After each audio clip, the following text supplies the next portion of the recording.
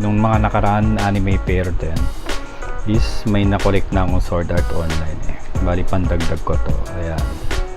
Ito yun eh, yung una kong bili. Ito, 10-year anniversary. Ito rin pala to, puzzle din pala to ng chinig ko online. Kukulik mo siya. Itong sa 10-year anniversary. Meron sa mga puzzle dun eh.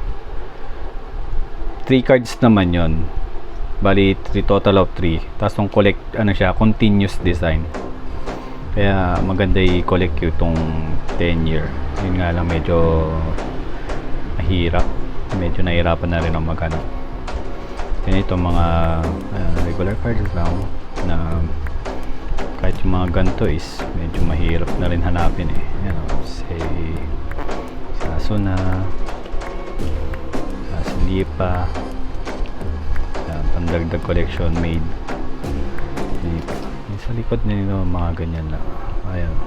Magkaiba ng series to eh. Ata eh, yung dalawang to eh.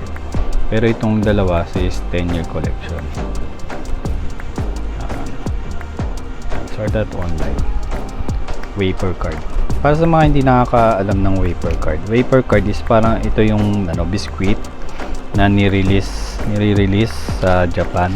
Kaso meron yan yung previous na card.